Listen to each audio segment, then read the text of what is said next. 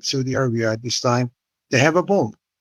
They have a nuclear bomb, but keep this nuclear bomb inside the Pakistan, not in Saudi Arabia. And maybe we have some bomb keep in Korea, in China, in Russia.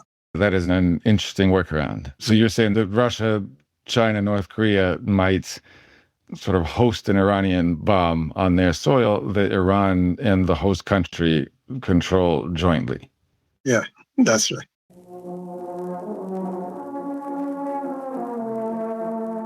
I'm Peter Suskind, director of the U.S.-Russia-China Trialogue Project at the Stimson Center. Since the middle of the 20th century, relations among the United States, Russia, and China have had an enormous impact on each country separately and on the world as a whole. The purpose of the Trialogue is to better understand this extraordinarily complex and consequential relationship by directly engaging with experts from all three countries.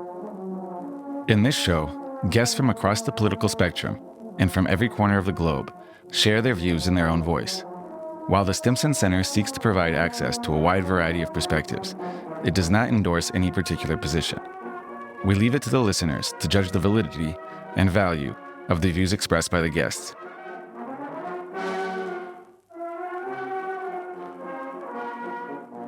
My guest today is Hossein Kanani Moghaddam, Secretary General of the Green Party of Iran and former senior IRGC commander.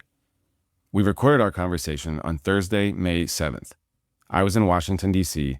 Hossein Kanani Moghaddam was in Tehran. Well, thank you so much for joining the show. Thank you very much. Could we begin with a brief biography? Where were you born and in what year? I was born in Iran, the city of the Hamadan, the west of the Iran, in 1959. At this time, living in Tehran, in Iran.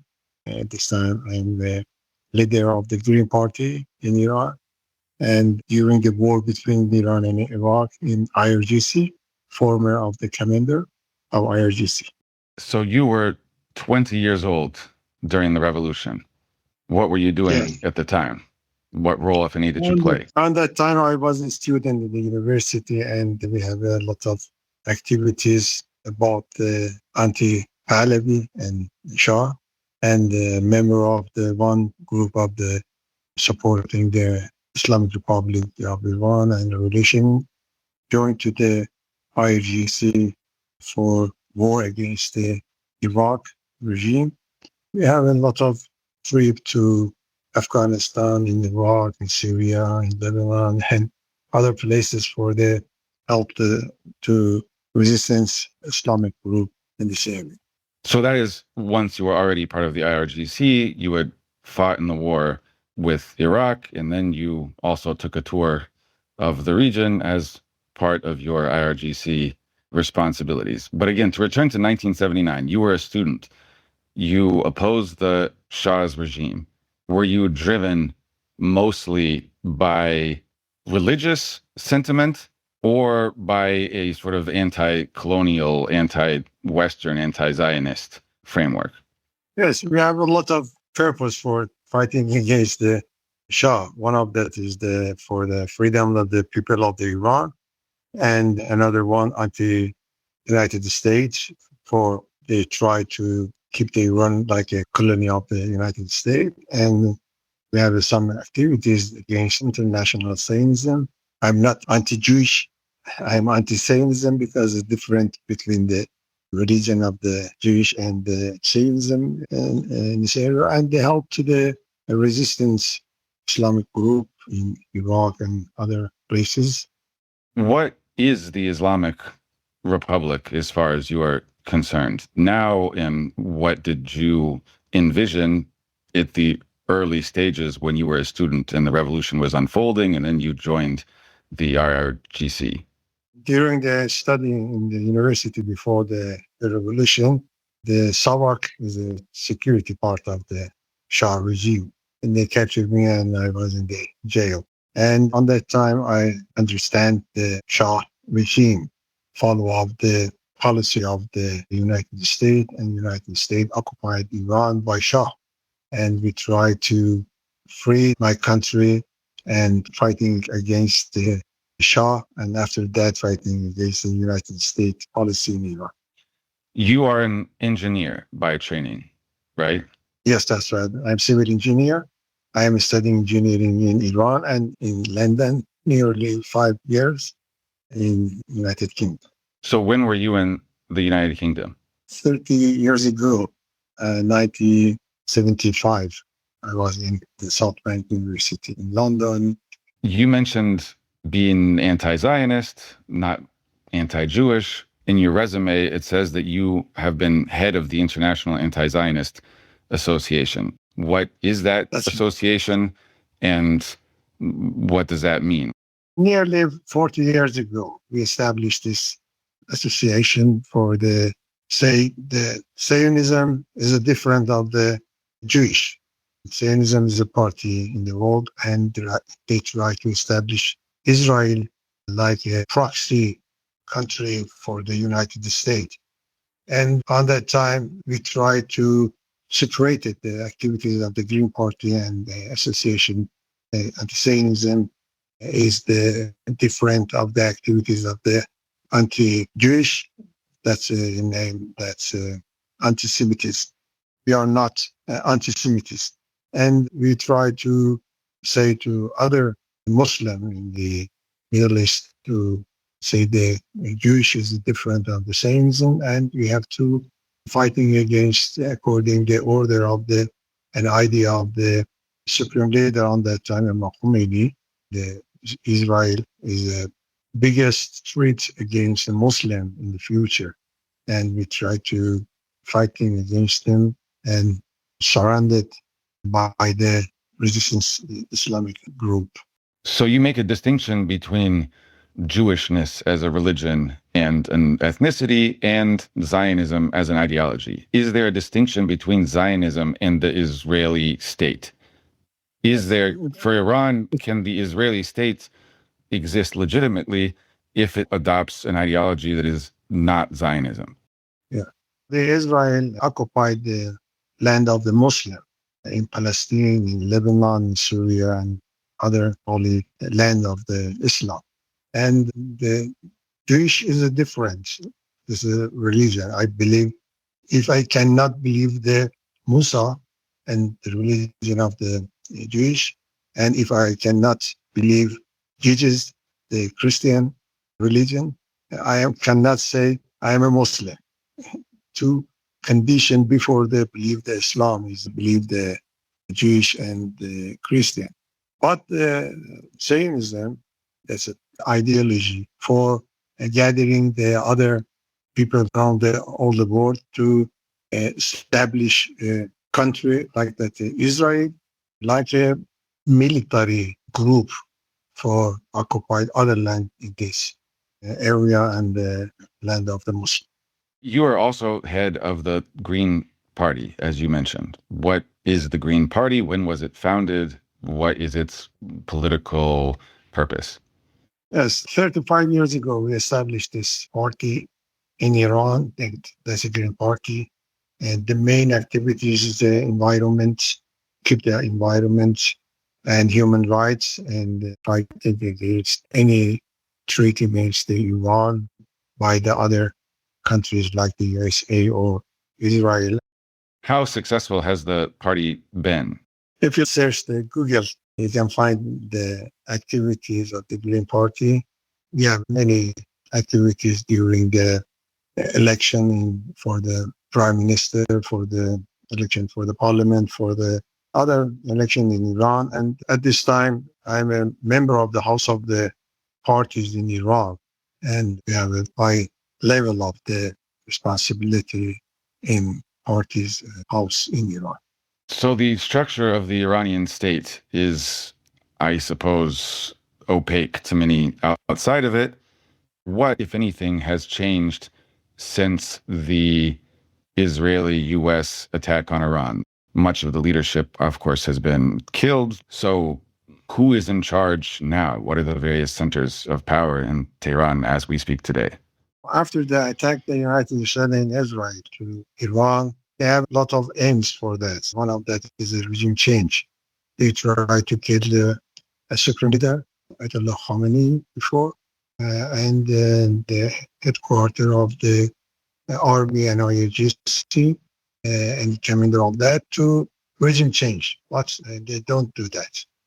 And another aim to coup d'etat inside the Iran. And they try to separate it, some part of the Iran by the fighter of the Kurd or other nation from neighborhood, and they cannot do that.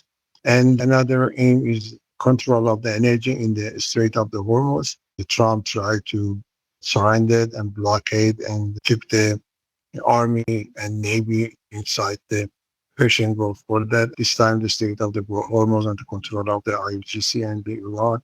They have a big mistake about that, and the calculation is not correct. And for of that, I think they try to gathering other countries, alliances, and for example, NATO and Arab countries to surrender the Iran and share with the United States against the Iran. But they don't do that. NATO is not follow up the policy of the United States against Iran and China and Russia as well. And other Arab countries in south of the Persian Gulf, they cannot accept to go to the war against Iran. And the United States, they try to keep the military bases in the Persian Gulf, but during the war, we attacked most of that, nearly 27 bases of the United States, destroyed by the missiles and the drone and attacked from the IRGC and the army. And they try at this time to start negotiation and deal with the Iran. And they have some condition for the nuclear power and the activities of the defense, like the missiles and the drone. Much as you look at the news at this time, Iran is staying in the Strait of the Hormuz and the control of that. And Israel and the United States, I think, they try to attack against the Iran, maybe in Persian Gulf, and attack with some ports and islands, and very limited, not very long-term activities and operation against Iran. And the scenario, I think the United States, they try to join to the Pakistan to occupy again the Afghanistan and background, and staying in the land because they cannot stay in the water in this Oman Sea and Indian Ocean and Persian Gulf. And staying in the land in the Pakistan, they try to collapse the Taliban government. And for the future, they use this land against Iran in east of the border of Iran. So you think Trump's interest in Bagram in Afghanistan and Pakistan is an attempt to encircle Iran now from the east. But let's get back to the functioning of the Iranian state. So you say that the U.S. and Israel sought to destroy the Iranian states. If that was an objective, it obviously has not succeeded. Iran has shown that it can inflict pain on the U.S. and its partners and the global economy. But Trump often says that regime change has succeeded because the old leaders are no longer alive. So, of course, Reza Pahlavi's son is not in Tehran, so regime change in the old American definition has not happened. But Trump has redefined the term. So if there is a new generation of leaders in Tehran, who are they? What role does the IRGC play? Who is in power? Who has a mandate to talk to the United States or anyone else? If you look at the strategy of the Trump, according to Brzezinski strategy for the madman, the president of the United States must be a madman. He has a lot of fake news, and the regime change collapse the government, not change the leader. At this time, the son of the last supreme leader, Ayatollah Khamenei, is a younger, and he is as a supreme leader at this time, according to the law of the Iran. This is not regime change. And this supreme leader, I know very well about the character and the background for the managing of the military activities and the policy and the economy as well. And he, at this time, they control everything and head of the IRGC and the parliament and the president, Pezeshkian. And we have a news today. They have a meeting with the supreme leader, more than 2 hours. And they say he's very strong, he's very likely, and the other organization, Army and IRGC, and everything is working. We have an enormous situation after the war, nearly 40 days. And if you look at the street and in the square in the Tehran and other city of the Iraq, the people staying and demonstration supporting the supreme leader and government for continuing the war against any threat from the United States and Israel. And I think the propaganda of the Trump against the Iran and the fake news, they exported to the Iran for the control of the mind of the population in Iran.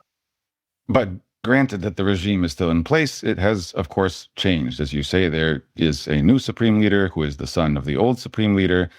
During times of war, the role of the military, of the IRGC, must have changed. So when the people come out to the square, who do they believe is representing them? Do they believe that the model has remained unchanged, or that Iran has come out of this war, the state, the Islamic Republic, transformed in some fashion? You know, the model of the government for Iran is not like the liberal democracy, the nation state, government and leader. Iran, the model is the Islamic model. That's the Ummah and Imam. Imam is the supreme leader, and Ummah is the people in the street and in the other organization. I think this model can continue with any attack from the United States or Israel, because the people support this government. You know, the good government and good governance. Good government is the people is the top of the organization of the government, and the good governance is the behavior of the government to solve the problem of the people, economy and culture and other thing, and they can defense of the Iran against any threat.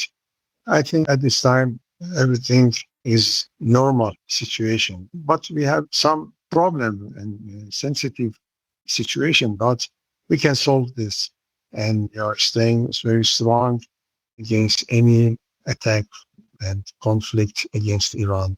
When the people come out into the square to support Iran during a time of war, missiles are falling, what is the motivating factor for them if you had to compare the religious impulse, Shia Islam, Iran as a Islamic Republic, or Iran as an ancient civilization, the idea of Persia, that some great state has existed in this part of the world for many, many centuries?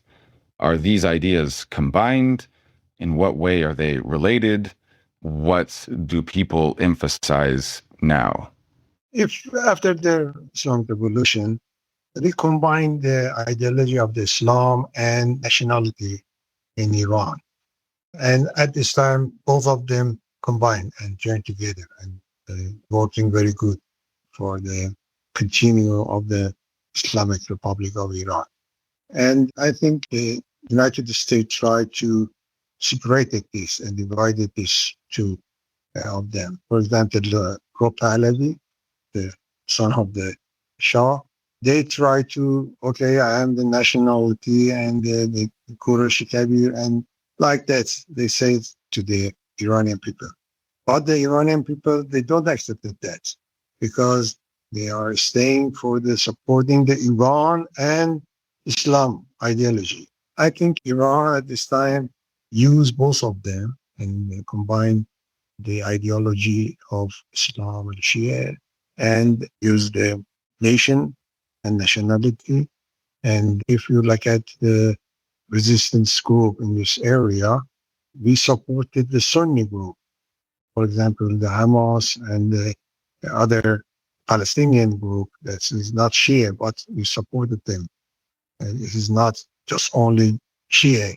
We follow the Islam, Holy Prophet Muhammad Rasulullah, and the Holy Quran, the book of the Islam. And I think the Ummah is gathering all the Muslims in this area together for staying against the United States and Israel. So, what is your vision of regional stability at some point in the future? Would that require a total transformation or elimination of the Israeli state and the withdrawal, at least militarily, of the United States completely? Or is there some equilibrium that could be found in the near future with America still present in Israel politically, still similar to what it is now? And we have a true problem with Israel. One of that, they try to establish a big Israel and occupy the other land of the Palestine, Lebanon, Syria, Saudi Arabia, Iraq, and other places. We are staying against this plan for the occupied other land. And the United States supported them for this policy. And it's a second problem with Israel is they is a terrorist country.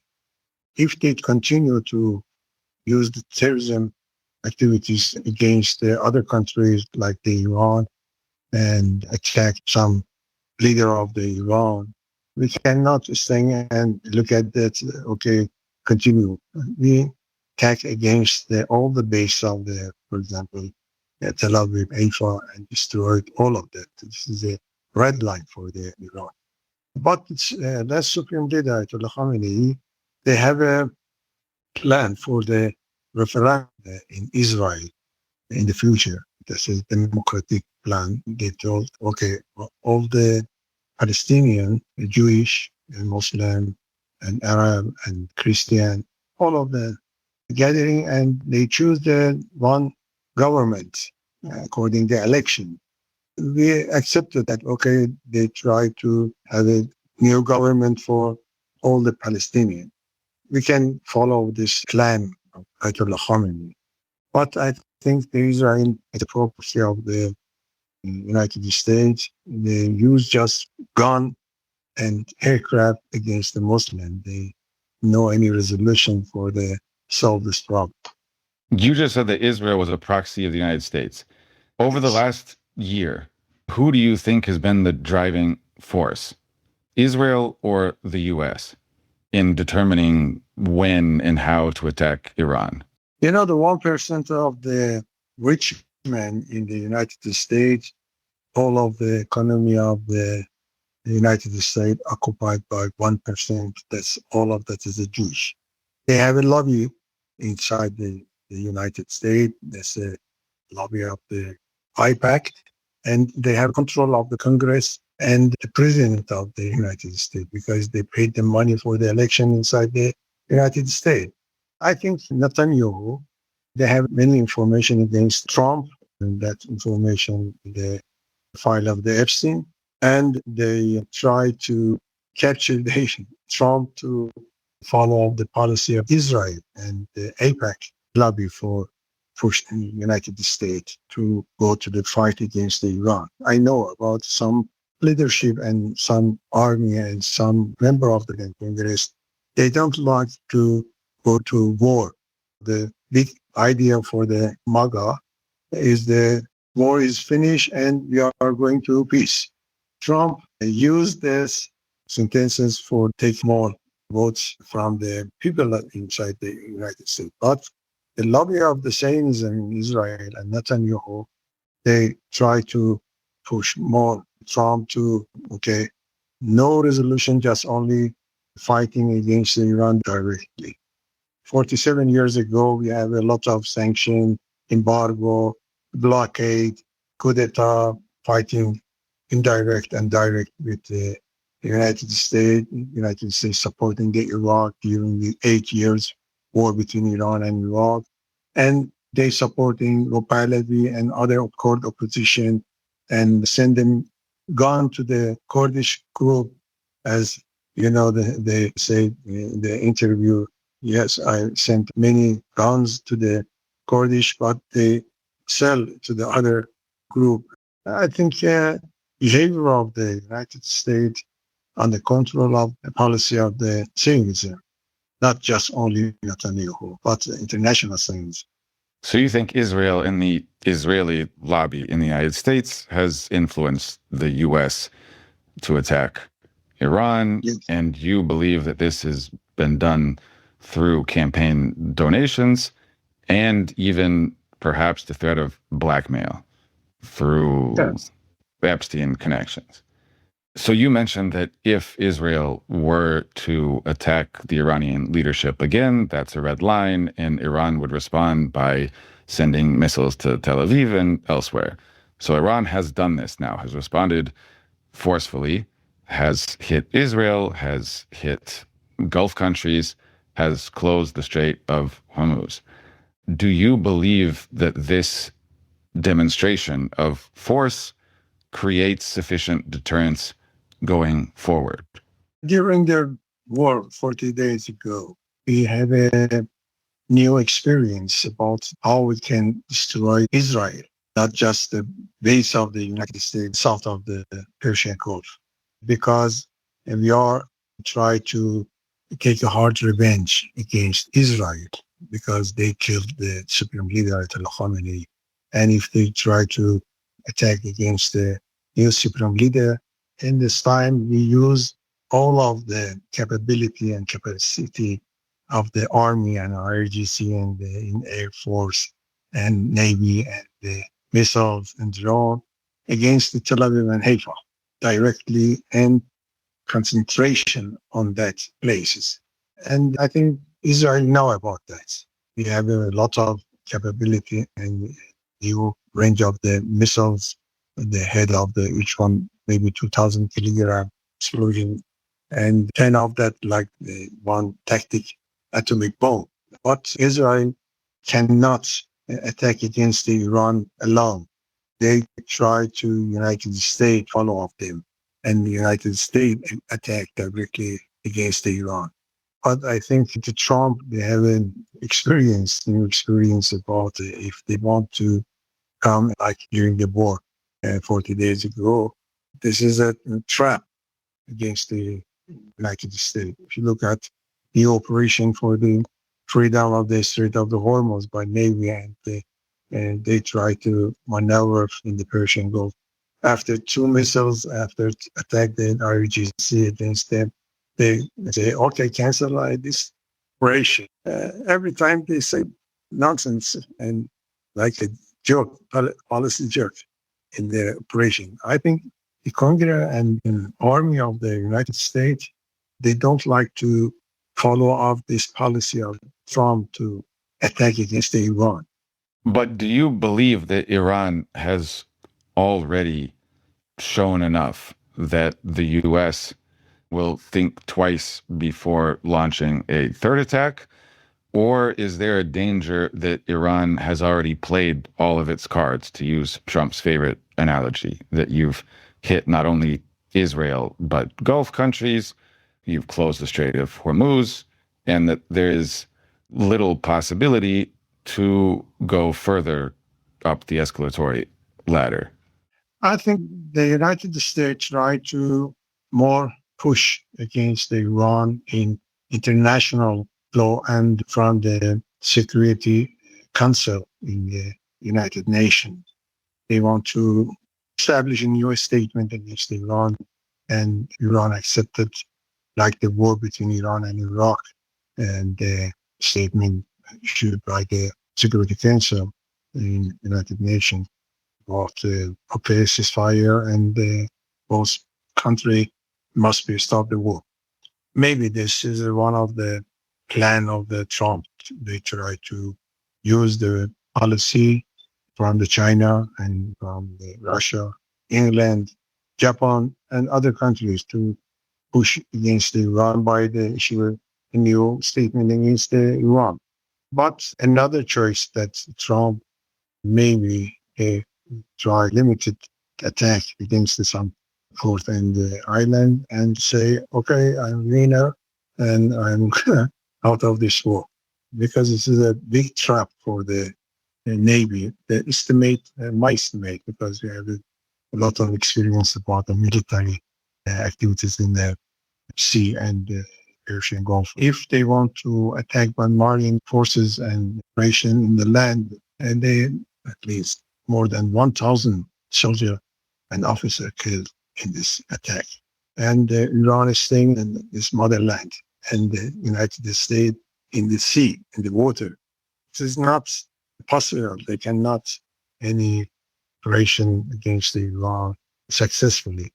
And Iran is not Venezuela, Iran is not Libya, Iran is not Afghanistan, Iran is Iran. And the military forces in Iran very strong, and we are a powerful country at this time. So you would almost welcome an American attempt at a land invasion because you believe it is a trap for U.S. forces.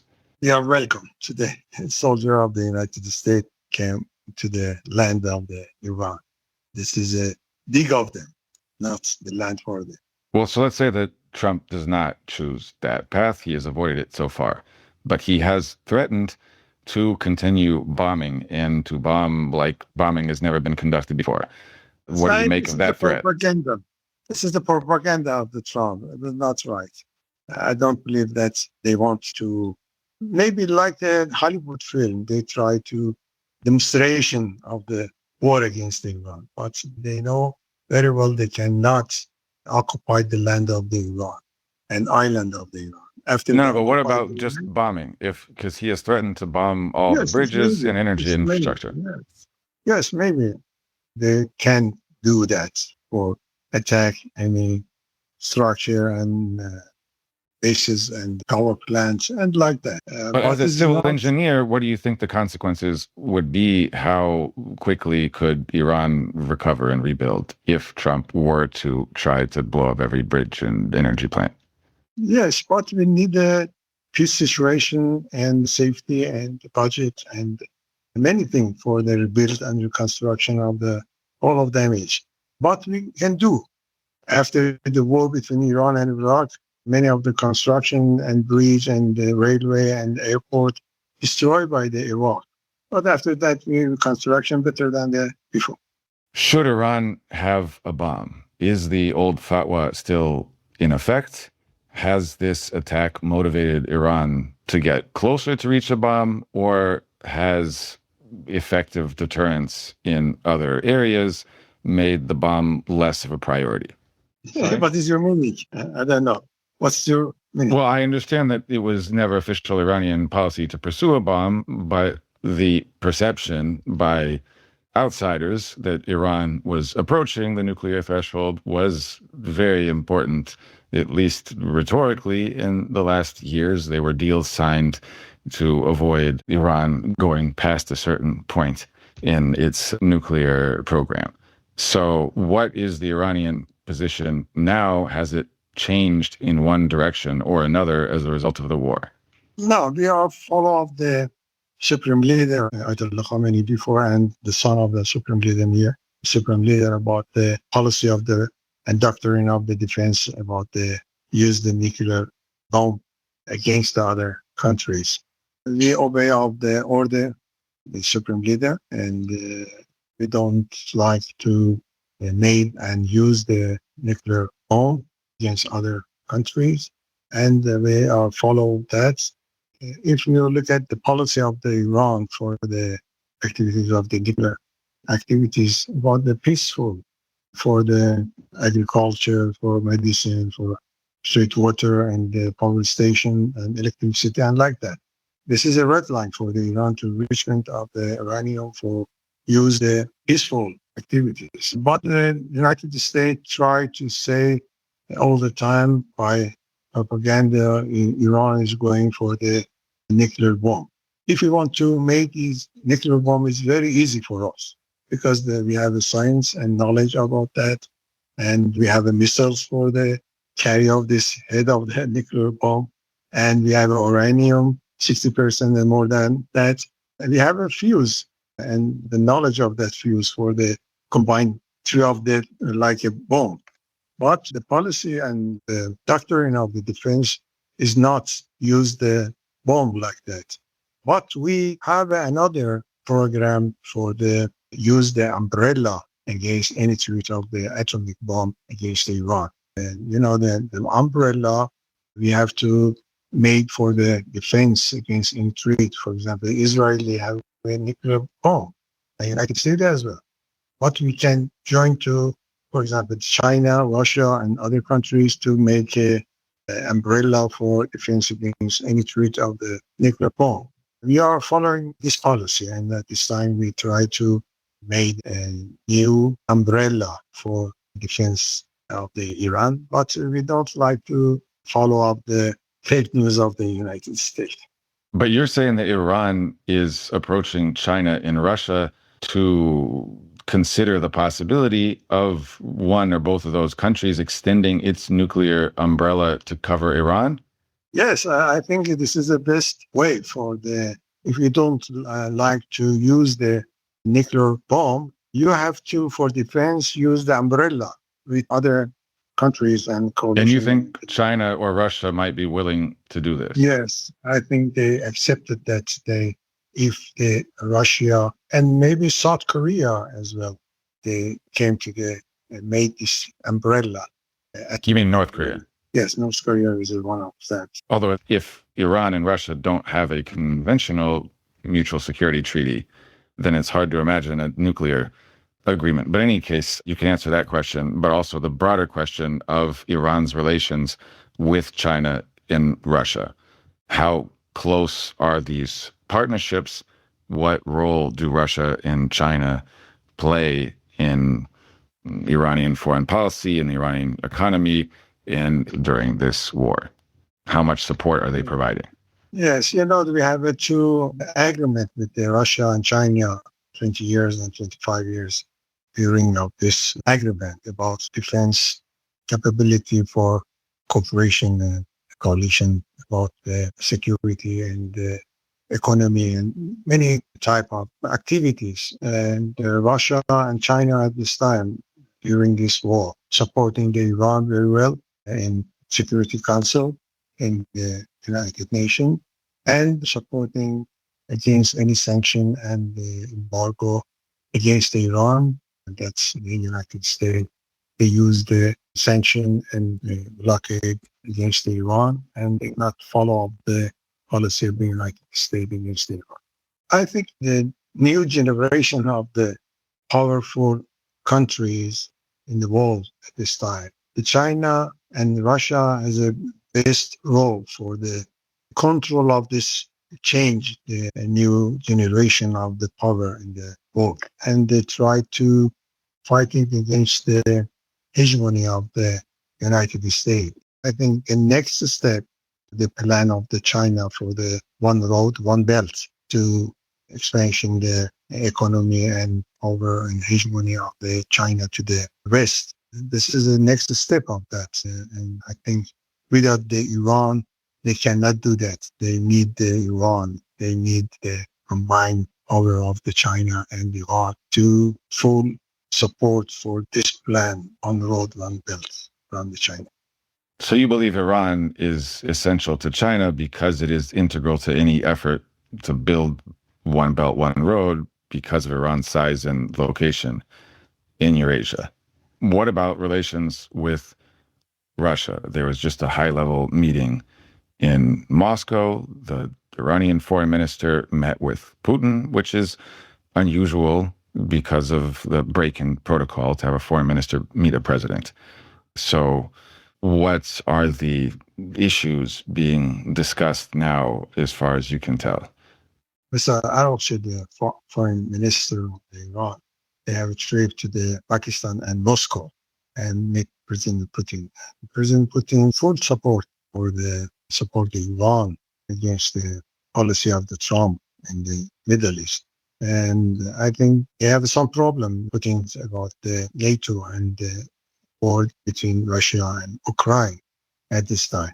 But I think they have a main role for the future of the Middle East. They support Iran as a friendship and neighborhood countries for stop the hegemony of the United States in this area. And do you think Russia is doing anything in material terms to oppose American hegemony in the Middle East? Yes, I think they need, not material, they need Iran for the stop the hegemony of the United States in the Middle East. And so you have discussed in the context of the nuclear umbrella, North Korea, China, Russia. In the US, there are many who group these countries together, Iran, Russia, North Korea, and China, as a sort of evil axis, to quote Bush Jr. Is there something to it? Obviously, you wouldn't characterize it as evil, but do you believe that these four countries do constitute a special kind of coalition? I think they have a coalition at this time, and they support the Iran. If the Iran keep its policy or don't make a nuclear bomb, they support the Iran for the peaceful activities in nuclear power. I think at this time, some other countries, maybe Pakistan and India, would like to combine to this coalition.